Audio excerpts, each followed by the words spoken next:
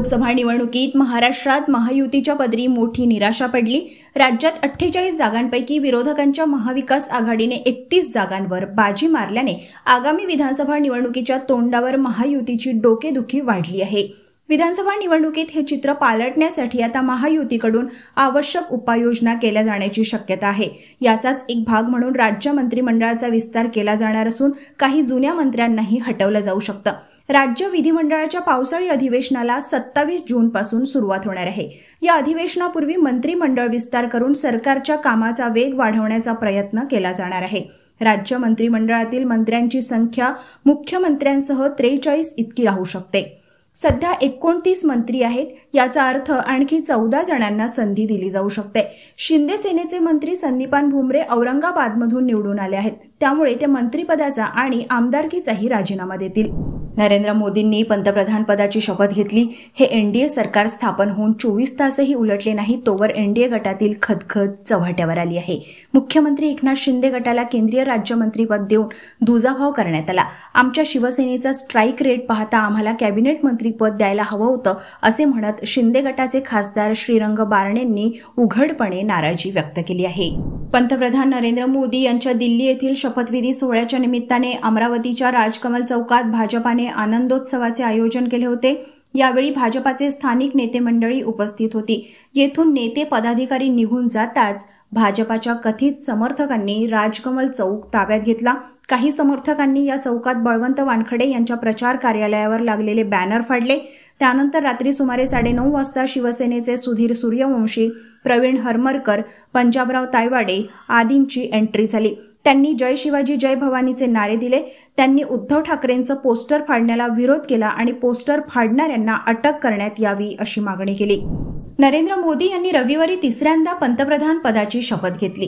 पंतप्रधान मोदी यांच्यासह 72 मंत्री आणि राज्यमंत्र्यांना राष्ट्रपती भवनाच्या प्रांगणात राष्ट्रपती द्रौपदी मुर्मू यांनी पद आणि गोपनीयतेची शपथ दिली।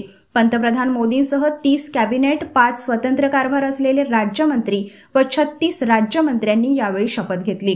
या शपथविधी सोहळ्यानंतर नवीन मंत्र्यांना पंतप्रधानांकडून सूचना जारी करण्यात आल्या आहेत। मंत्री म्हणून शपथ घेतलेल्या खासदारांना आता त्यांच्या संपत्तीची माहिती पंतप्रधान मोदींना द्यावी लागणार आहे। शपथविधीनंतर या सूचना नवीन मंत्र्यांना देण्यात आल्या आहेत। 2 महिन्यांत संपत्तीबाबत माहिती देण्याचे निर्देश मंत्र्यांना देण्यात आले आहेत। नरेंद्र मोदी यांनी रविवारी तिसऱ्यांदा पंतप्रधान पदाची शपथ घेतली। त्यांच्यासोबत 71 मंत्र्यांनी शपथ घेतली, त्यापैकी 11 मित्र पक्षांचे आहेत। शपथ घेतल्यानंतर पीएम मोदींनी सोमवारी पंतप्रधान कार्यालयात पोहोचून पदभार स्वीकारला। त्यांनी सर्वप्रथम किसान सन्मान निधीच्या फाईलवर सही केली। पंतप्रधान कार्यालयात पोहोचल्यावर कर्मचाऱ्यांनी मोदींचे स्वागत केले। मंत्रिमंडळाची पहिली बैठक सोमवारी 10 जून रोजी सायंकाळी 5 वाजता पंतप्रधान निवासस्थान लोककल्याण मार्गावर होणार असून त्यानंतर रात्रीचे जेवण होईल। बैठकीत मंत्र्यांना त्यांच्या खात्यांचे वाटप केले जाऊ शकते। सरकारच्या पहिल्या 100 दिवसांच्या रोडमॅपवरही चर्चा होणार आहे। अमित शहा आणि राजनाथ सिंह यांच्या खात्यांमध्ये बदल होणार नसल्याचे मानले जात आहे। पूर्वीप्रमाणेच शहा गृहमंत्री आणि राजनाथ संरक्षण मंत्री राहतील। मी नीटची परीक्षा रद्द करण्याची मागणी केंद्र सरकारकडे केली आहे। नीट होऊ नये असं मुश्रीफ म्हणतात। महाराष्ट्राच्या पोरांचे नुकसान झाले आहे, पुन्हा परीक्षा घ्या। या परीक्षा रद्द करणे हा उपाय आहे। विद्यार्थ्यांवर झालेला अन्याय दूर करता येणार आहे, असं राज्याचे विरोधी पक्षनेते आणि काँग्रेस नेते विजय वडेट्टीवार यांनी म्हटलं आहे। लोकसभा निवडणुकीच्या निकालानंतर आता मोठमोठे दावे आणि प्रतिदावे केले जाऊ लागले आहेत। विरोधी पक्षनेते आणि काँग्रेस नेते विजय वडेट्टीवार यांनी एक मोठा दावा केला आहे। केंद्रात मोदी सरकार आलं नसतं तर अजित पवार महायुतीतून बाहेर पडले असते, असा खळबळजनक गौप्यस्फोट विजय वडेट्टीवार यांनी केला आहे। शिवसेना उद्धव बाळासाहेब ठाकरे पक्षातून एक मोठी बातमी समोर येत आहे। उद्धव ठाकरे यांनी आगामी विधानसभा निवडणुकीसाठी एक मास्टर प्लॅन आखला आहे। विधानसभा निवडणुकीसाठी उद्धव ठाकरे यांनी आज पक्षाच्या पदाधिकारी, जिल्हा प्रमुख, लोकप्रतिनिधींची बैठक घेतली। या बैठकीत त्यांनी आपल्या पदाधिकाऱ्यांना मोलाच्या सूचना केल्या आहेत। शिवसेना उद्धव बाळासाहेब ठाकरे पक्षाचे प्रमुख उद्धव ठाकरे यांनी आज त्यांच्या पक्षाचे जिल्हा प्रमुख, नवनिर्वाचित खासदार, आमदार आणि पदाधिकाऱ्यांसोबत महत्त्वाची बैठक घेतली। या बैठकीत लोकसभा निवडणुकीच्या निकालावर मंथन करण्यात आलं. कोणत्या जागांवर ठाकरे गटाचा विजय झालाय, त्या ठिकाणी आता पक्ष संघटनेसाठी कशा प्रकारे चांगलं काम करता येईल याबाबत चर्चा झाली.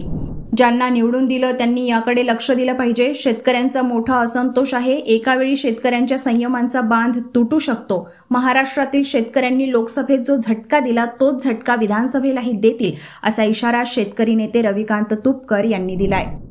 चंद्रपूर शहर महानगरपालिकेच्या आस्थापनेवरील रिक्त पदोन्नतीची पदे भरण्यात आली असून आश्वासित प्रगती योजनेमधील कर्मचाऱ्यांच्या मागण्यांची पूर्तता केल्याने मनपातील अधिकारी कर्मचाऱ्यांनी आयुक्त व प्रशासक विपिन पालिवाल यांचे आभार मानले आहे. मागील बरेच वर्षापासून चंद्रपूर मनपाच्या आस्थापनेवरील गट अ ते गट ड संवर्गातील विविध पदे रिक्त होती. त्यामुळे मनपा प्रशासकीय कामावर विपरीत परिणाम होत होता. याबाबत अधिकारी व कर्मचारी यांच्याकडून वेळोवेळी पदोन्नतीची रिक्त असलेली पदे भरण्याबाबत मागणी करण्यात येत होती. त्यानुसार शासनाकडून आकृतीबंध आणि सेवा शर्ती नियम मंजूर झाल्यानंतर कार्यरत अधिकारी व कर्मचारी यांच्यामधून पदभरती करण्याचे आदेश आयुक्त यांनी दिले. नागपुरात दुचाकी वेगात चालवण्याच्या मुद्द्यावरून वाद घालत 3 आरोपींनी एका व्यक्तीची चाकूने भोसकून हत्या केली तर त्याच्या सहकाऱ्यास गंभीर जखमी केले. बेलतरोडी पोलीस ठाण्याच्या हद्दीत ही घटना घडली. 3 दिवसातील ही तिसरी हत्या असून पोलीस प्रशासनाचा गुन्हेगारांवर वचक राहिला आहे की नाही असाच प्रश्न उपस्थित करण्यात येत आहे. दुचाकी इतक्या वेगाने का चालवत आहे अशी विचारणा करत तिघांनीही दिलीपला शिवीगाळ सुरू केली. तिघांनीही दोघांनाही बेदम मारहाण केली व चाकूने वार केले. यात दोघेही गंभीर जखमी झाले. त्यानंतर घटनास्थळावरून 3 आरोपी फरार झाले व त्यांना मेडिकल इस्पितळात नेले असता डॉक्टरांनी दिलीपला मृत घोषित केले तर पियुषवर उपचार सुरू आहेत. National handloom consumer expo 24, Banarasi silk sari, Kolkata sari, Jaipuri one piece, khadi cotton shirt, khadi kurti, fancy jewellery, stone jewellery, western top, terracotta pot, bamboo work. प्रदर्शनी दोपहर 3 बजे से रात 10 बजे तक. Durga Devi ground beside Manish Nagar underpass, opposite hotel airport centre point, Ujjwal Nagar, Nagpur.